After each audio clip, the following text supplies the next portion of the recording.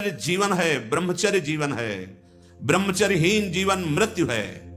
पूज्यपाद सिवड़िया बाबा जी महाराज साक्षात ब्रह्म। जिसको ब्रह्मचर्य धारण करना है ध्यान देकर सुनिए।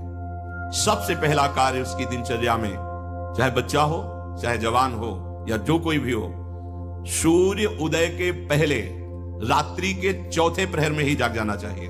अपने तो अर्धरात्रि के बाद ही जाग जाते हैं। चौथे प्रहर में प्रातः 4 बजे बिल्कुल जग जाना चाहिए। और जो 8-10 बजे तक सोता है वो कोई भी हो ब्रह्मचारी रह ही नहीं सकता, ब्रह्मचर्य रह ही नहीं सकता। वो स्वप्न दोष का शिकार होगा, वो नाना प्रकार की कुचेष्टाओं का शिकार होगा पक्का। क्योंकि बुद्धि को सत्य प्रकाश की तरफ प्रेरित करने वाले भगवान भुवन भास्कर हैं। वो पधार रहे हो, आप सो रहे हो सैया पे, आपकी आयु श्री कीर्ति बल सब नष्ट होगा।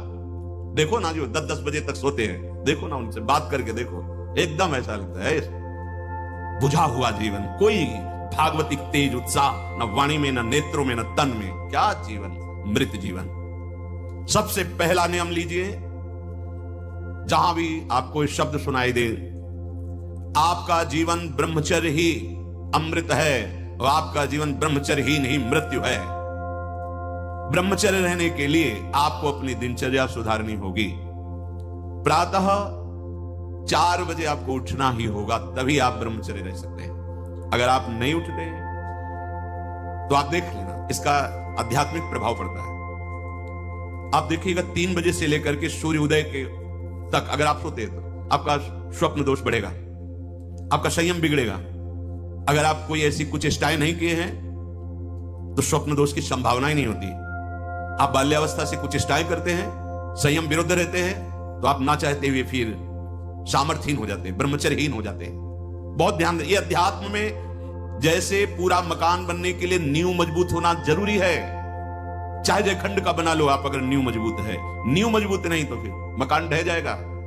ऐसे ही ब्रह्मचर्य हर मार्ग की नींव है। चाहे जिस मार्ग में चलना चाहो, चाहे जिस संप्रदाय में चलना चाहो, चाहे लौकिक मार्ग हो या पारलौकिक, आपका ब्रह्मचर्य नींव है जीवन की। इसको मनोरंजन मत समझो। कैसी तुम्हारी दुर्बुद्धि, अपने हाथ से तुम अपना नाश करते हो।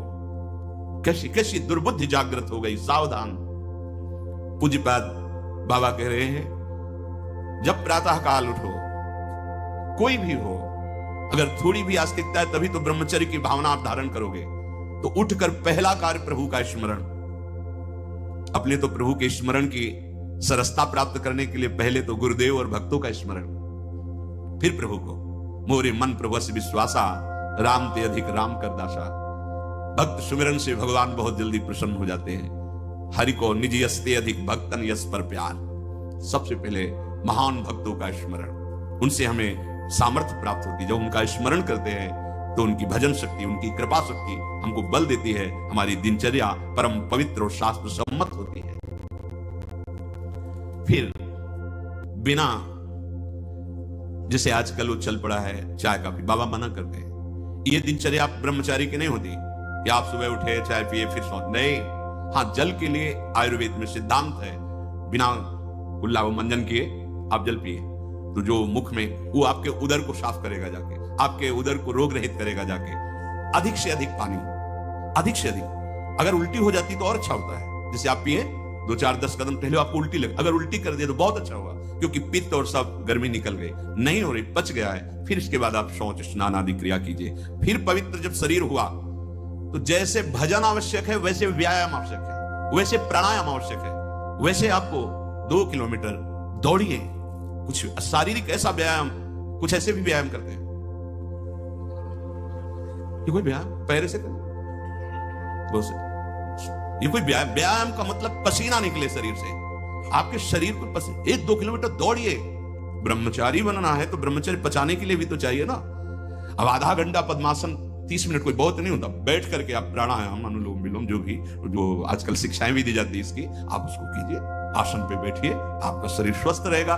फिर अगर आप विद्यार्थी हैं तो जैसे हम शास्त्र स्वाध्याय करते हैं उसी भावना से आप विद्यार्थी, आप देखो अगर स्मृति आपकी प्रवीण ना हो तो बताना। परम पवित्र विचार वाला, परम पवित्र आहार वाला, परम पवित्र जब आपकी चेष्टाएं, तब इस महान शक्ति को धारण किया जाता है। ऐसे थोड़ी होता है। बड़े बड़े महापुरुषों से मिल मिलकर रो रो कर प्रार्थना करके आप बताइए, उपाय बताइए जिससे हम अपने साधन संयम को नियमित संयम में रख सके, ऐसे भाव से चल सके। आपको तो बिना किसी प्रयास के सुनने को मिल रहा है महापुरुषों की बातें।